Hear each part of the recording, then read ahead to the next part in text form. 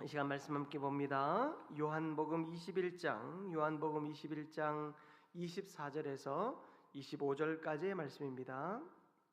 요한복음 21장 24절과 25절의 말씀 우리 한 목소리로 합독하도록 하겠습니다. 이 일들을 증언하고 이 일들을 기록한 제자가 이 사람이라. 우리는 그의 증언이 참된 줄 아노라. 예수께서 행하신 일이 이 외에도 많으니 만일 낱낱이 기록된다면 이 세상이라도 이 기록된 책을 두기에 부족할 줄 아노라. 아멘. 할렐루야. 아멘. 우리 서로 바라보면서 이렇게 인사 한번 나눴으면 좋겠습니다. 주님의 이름으로 사랑합니다. 합니다. 한 번만 더 이렇게 인사 나눌까요? 말씀으로 살아가겠습니다. 아멘. 말씀으로 살아가는 우리 모든 주의 백성들 다 되어지시기를 주님의 이름으로 축복합니다. 딱 2년 걸린 것 같습니다. 제가 한민교회 부임하고 시작한 이 요한계시록 강해가 오늘로 마쳐지게 됩니다. 수요 생기 예배를 통하여서 우리가 이 요한복음의 말씀으로 기도의 제목을 찾고 또 간절한 기도의 은혜 가운데 나아왔습니다. 우리의 그 걸음을 통하여 또 하나님이 행하셨던 일들을 돌아보는 시간 되길 바라며, 또한 이 말씀이 그저 한 편의 기록을 넘어 우리의 삶의 거룩한 능력이 되어질 수 있기를 주님의 이름으로 축복합니다. 오늘은 요한복음의 마지막 부분을 통하여서 기록을 넘어 삶으로라는 제목으로 말씀 전할 때 은혜 받으시기를 축복합니다. 요한복음은 긴 여정을 지나서 마지막 두 절에 이르렀습니다. 수많은 표적, 또 깊은 말씀, 십자가와 부활, 그리고 회복과 사명의 부르심까지 그 모든 이야기를 마친 요한은 의외로 조용한 문장으로 이 복음서의 문을 닫습니다. 우리가 읽은 24절과 25절의 말씀을 보면 이 일들을 증언하고 이 일들을 기록한 제자가 이 사람이라. 그리고 25절에 보면 예수께서 행하신 일이 이 외에도 많으니. 요한복음의 결론은 어떤 장엄한 찬가도 아니고 또 새로운 기적을 베푸는 어떤 열린 결말도 아닙니다. 증언자의 고백, 그리고 기록을 넘어 예수 그리스도의 크심을 이야기하고 있습니다. 오늘 본문의 말씀을 통하여서 우리가 증언자로, 또한 그 기록보다 한없이 크신 예수 그리스도를 어떻게 따라 살아가는 제자가 되어야 할지 깨닫는 시간 될 수 있기를 바랍니다. 첫 번째로 살펴볼 것은 관람자가 되지 말고 증언자로 서라라는 것입니다. 여러분, 우리는 이 요한복음의 아주 위대하고 장엄한 한 편의 드라마를 살펴보았습니다. 이 드라마를 살펴보며 우리는 어떤 생각과 마음이었습니까? 예수님의 기적은 참으로 대단하고, 또 예수님께서 한 사람, 이 베드로라고 하는 한 사람을 부르셔서 그를 제자로 삼으시는 그 놀라운 역사가 참으로 깊다, 그런 감동으로 혹 끝나고 있지는 않습니까? 이 요한복음을 기록한 이유는 단 하나입니다. 이 수많은 예수 그리스도의 행하신 일과 한 사람의 제자를 처음부터 부르셔서 마지막까지 참 제자가 되게 하시기까지 그 모든 여정 속에서, 그리고 그 여정을 기록하는 것을 통하여 그 이야기가 역사 속의 한 사람 베드로의 이야기가 아니라 바로 저와 여러분, 너와 당신의 이야기다라는 말씀을 우리에게 하고 계신 것입니다. 요한은 말합니다. 이 일을 증언하고 이 일을 기록한 제자가 이 사람이라. 여러분요, 요한은요 세례자 요한의 이름 외에는 자신의 이름을 기록하고 있지 않습니다. 자신이 요한이라는 것을 밝힐 법도 한데 우리는 이 이야기의 여러 증거들을 보며 이 일의 기록자가 요한이구나를 알지, 요한은 스스로의 이름을 이 요한복음에서 밝히지 않습니다. 많은 구절에서 그는 예수께서 사랑하시는 그 제자라고 스스로를 부릅니다. 그리고 또 오늘 마지막 이 구절에서는 이 일을 증언하고 이 일을 기록한 제자, 바로 이 사람이라고 기록하고 있습니다. 여러분, 이것은요, 요한이 의도적으로 자신의 이름을 감춘 것입니다. 왜요? 한 사람을 드러내기 위함이 아니라 한 가지의 역할을 드러내기 위함이었습니다. 바로 증언자. 예수 그리스도의 이 모든 역사를 요한이라고 하는 한 사람을 통해 말하는 것이 아니라 그 일을 보고 깨닫고 함께 울고 함께 웃었던 한 사람의 증언자로서 예수 그리스도를 고백하고 있는 것입니다. 그래서 우리는 요한복음을 보면서 한 사람을 기억하기보다 한 사람의 온전한 증언에 푹 빠질 수 있는 겁니다. 우리가 요한복음을 살펴오면서 이 요한이라고 하는 이 사람에 대해 크게 고민하지 않았습니다. 왜요? 요한은 그저 증언자로 서 있었기 때문입니다. 그는 본 그것을 그대로 풀어섭니다. 요한복음 전체는 보고 들은 것에 대한 기록이거든요. 여러분, 성경이 보고 들은 바를 우리에게 주신 것, 그것을 통하여 예수 그리스도를 온전히 계시하고 있는 책, 바로 이 요한복음에 특별함이 있는 것입니다. 여러분, 이것은요, 한 사람의 상상이 아닙니다. 한 사람의 철학도 아닙니다. 삶으로 겪은 예수에 대한 온전한 증언입니다.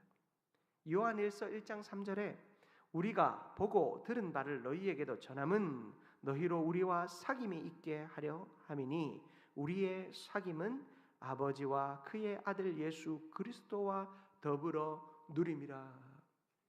요한이 증언하고 싶었던 것은 예수 그리스도와의 사귐, 하나님과의 사귐, 성령님과의 사귐.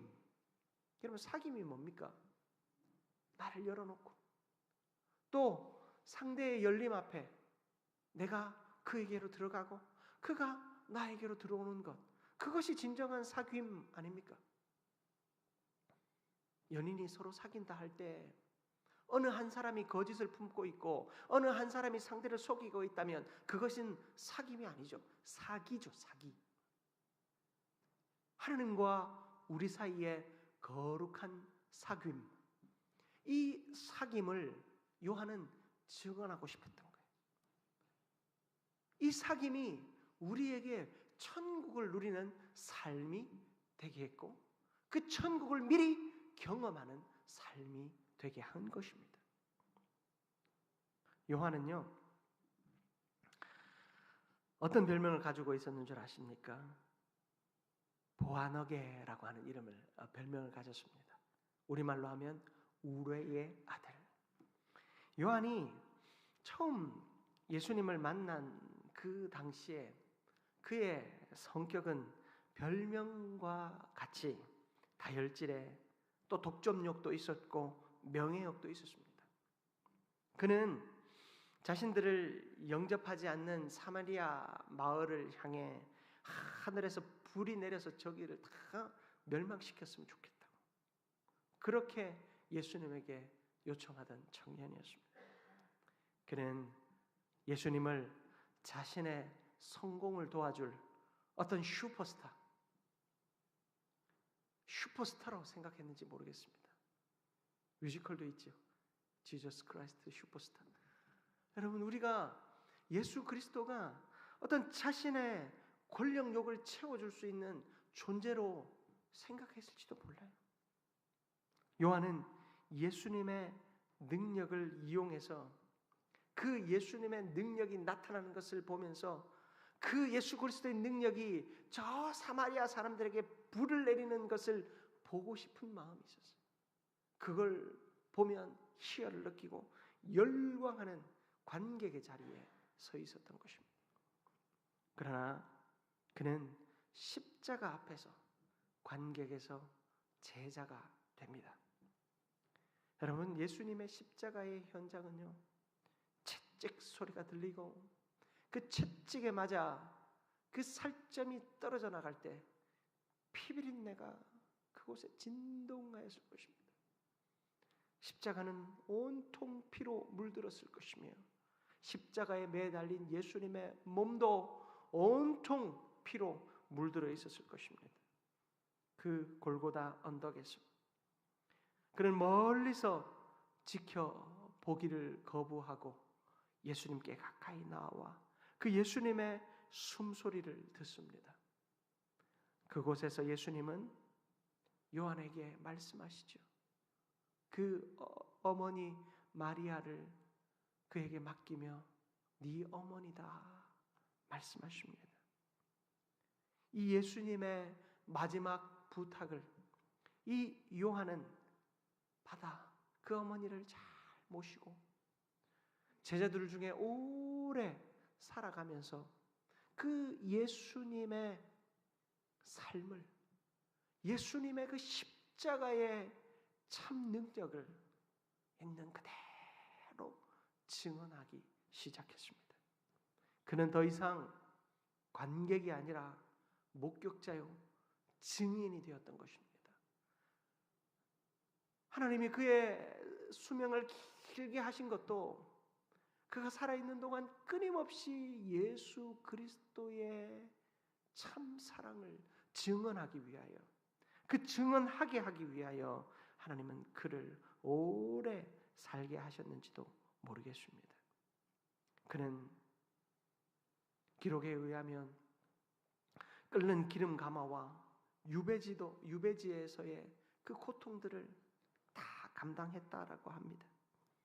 그의 인생은 마지막에 비참했을지 몰라도 그는 예수 그리스도를 증언하면서 예수 그리스도를 증거하는 자로서 자신의 삶을 온전히 그리고 완전히 내어드린 존재가 되었습니다. 요한일서 1장 3절에 우리가 보고 들은 바를 너희에게도 전한다라고 하는 그의 고백이 결코 거짓이 아님을 우리는 보게 되는 것입니다.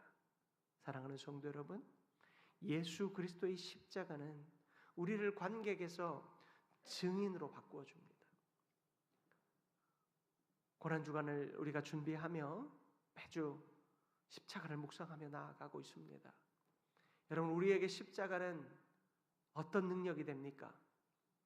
우리에게 십자가는 우리를 그저 관객에서 증인으로 세우시는 놀라운 열쇠가 되어야 할 줄 믿습니다. 십자가를 묵상하며 내가 예수 그리스도의 행하신 일과 이 성경의 수많은 역사들을 그저 놀라운 드라마로 생각하고 놀라운 문학 작품으로 생각하고 그저 방관자로 혹은 관람객으로 그것을 보고 있지는 않았는지 돌아보시기 바랍니다. 그리고 내 삶을 통하여 예수 그리스도를 증언하는 자로, 증거하는 자로 살기를 다시 한번 결단하는 저와 여러분들 되시기를 주님의 이름으로 축복합니다. 두 번째로 살펴볼 것은 기록된 말씀에 머물지 말고 살아계신 주님을 따라야 한다라는 것입니다. 요한은요, 놀라운 말을 덧붙입니다. 25절입니다. 예수께서 행하신 일이 이외에도 많으니 만일 낱낱이 기록된다면 이 세상이라도 이 기록된 책을 두기에 부족할 줄 아노라. 여러분, 이 말씀은 성경이 부족하다는 이야기가 아니죠. 좀 더 권수를 많이 늘려서 다 기록했으면 좋았을 텐데 그 얘기하는 거 아니잖아요. 성경은 충분하지만 예수 그리스도는 그 기록을 넘어서 계시는 분이다라는 것입니다. 기록해도 모자란 분, 그 기록을 넘어서는 분, 아니 그 기록에 갇힐 수 없는 분이 예수 그리스도라는 것입니다. 세상은 예수 그리스도를요 십자가에 매달고 그 십자가에 제한하려 했습니다. 세상은 예수 그리스도를 십자가에 달면 더 이상 예수 그리스도의 영향력이, 그 능력이 나타나지 않고 또 흘러가지 않을 거라 확신했습니다. 예수 그리스도를 정치범으로 만들고 예수 그리스도를 아주 추악한 범죄자로 만들면 거기서 끝날 줄 알았어요. 그러나 예수 그리스도의 십자가는 오히려 그를 모든 한계에서 뛰어넘게 하셨어요. 여러분, 예수 그리스도는요 우리의 기록으로 제한할 수 있는 분이 아닙니다. 예수 그리스도는 우리의 어떤 알량한 말 한마디로 정의할 수 있는 분이 아니라는 것입니다. 예수님은요 책 속의 인물도 아니에요. 예수님은요 누군가의 추억 속의 인물도 아닙니다. 예수 그리스도는 지금도 살아계셔서 지금도 저와 여러분의 삶 가운데 일하고 계시는 분이십니다. 히브리서 13장 8절에 예수 그리스도는 어제나 오늘이나 영원토록 동일하시니라. 히브리서가 누구에게 주어진 겁니까? 유대인들에게 주어진 책 아닙니까? 바울이 썼는지 누가 썼는지 명확하게 알 수 없지만 우리는 바울이 썼다라고 그렇게 알고 있는데, 여러분이 누가 이 멋진 고백을 했는지 참 대단하다고 저는 생각합니다. 여러분, 바울은요 예수 그리스도가 어제나 오늘이나 영원토록 동일하시대요. 누구에게 선포했습니까? 유대인들에게 선포했습니다. 유대인들은 예수 그리스도를 십자가에 매달면서 어제의 예수와 오늘의 예수는 다르다라고 이야기합니다. 어제의 예수는 유명이었다면 오늘의 예수는 십자가에 달린 죄수라. 내일의 예수는 우리의 기억 속에서 영원히 사라질 존재라고 생각했습니다. 그런 그에게 히브리서 기자는 예수 그리스도는 어제나 오늘이나 영원토록 동일하시니라. 우리의 생각과 우리의 마음으로 제한할 수 없는 예수 그리스도, 우리는 그 예수 그리스도를 만나며 살아가는 줄 믿습니다. 사랑하는 성도 여러분, 지식에 머물러 있지 마십시다. 예수 그리스도의 십자가를 우리의 지식에 머물러 있게 하지 마십시다. 내가 옛날에는 십자가 노래만 불러도 눈물이 났고 그 찬양 가사만 떠올려도 내 마음이 뜨거워졌다고. 여러분, 그 옛날 얘기 고백하지 마시고 예수 그리스도의 십자가는 어제도 오늘도 내일도 영원토록 동일하심을 우리의 삶의 모든 모습을 통해 증거하는 참 증인 되시기를 축복합니다. 마지막으로 강해를, 오늘 이 요한복음의 강해가 다 끝났다고, 요한복음 다 들었다고 여러분 우리의 그 들음에 만족하지 말고 이제 제자로 살아가십시다. 여러분, 우리는 이제 제자로 살아가야 합니다. 이거 긴 설교를 우리가 2년이나 잘 들었네. 여러분, 그렇게 그치지 마십시오. 예수 그리스도의 그 일하심 앞에, 예수 그리스도의 그 역사하심 앞에 이제는 우리 멈추지 말고 계속해서 제자의 길을 걸어가십시다. 요한은요 이것이 끝이 아니다라고 분명히 이야기합니다. 이 이야기는 계속해서 우리 가운데 쓰여져야 한다라고 말합니다. 여러분, 사도행전은 28장으로 끝이 납니다. 그런데 사도행전 29장을 늘 외치던 목사님이 계셨어요. 여러분 잘 아시는 고 하용조 목사님이시죠. 그는 우리의 인생이 사도행전 28장에서 끝이지 말고 사도행전 29장을 우리의 삶으로 써내려가자고 늘 생전에 설교에서 늘 말씀하셨어요. 마찬가지로 요한복음의 이 21장은 그저 예수의 놀라운 기적과 십자가와 부활과 그리고 그 모든 과정 속에서 참 제자로 거듭났던 이 베드로에 대한 이야기가 다가 아니라는 것입니다. 이제는 그 말씀이 저와 여러분의 삶에 적용되어져야 할 것입니다. 나도. 여러분, 우리도 베드로와 똑같은 경험하지 않았습니까? 내가 예수님만 생각하면 너무나도 행복하고 예수님만 위해서 내가 살겠다고 다짐해 놓고는 집안에 힘든 일이 생기고 내 직장과 사업에 어려운 일이 생기고 내 자녀들에게 어려운 일이 생기면 언제 그랬냐는 듯이 원망하고 도망치기를 일삼았던 바보 같은 존재 아니었습니까? 아니십니까? 저만 그런가요? 여러분, 우리는 다 그런 존재들입니다. 그런데요, 그런 우리를 주님은 베드로처럼 부르셨어요. 네가 나를 사랑하느냐? 네가 나를 사랑하느냐? 네가 나를 사랑하느냐? 그 주님의 그 부르심 앞에 우리는 다시 한번 응답해야 할 줄 믿습니다. 이제는 더 이상 주님을 배반하는 자가 아니라 죽더라도 주님을 증언하는 자, 죽더라도 주님을 위해 사는 자가 되어야 할 줄 믿습니다. 우리가 성경을 많이 읽었다고 해서 그것이 능력이 되는 것이 아닙니다. 읽는 것으로 끝이 나면 그것은 아무것도 아닙니다. 그러나 읽고 실천하고 읽고 살아내고 읽고 엎드릴 때 여러분, 우리는 말씀이 우리 안에 살아있는 자, 말씀으로 평생을 살아내는 자 되어질 줄 믿습니다.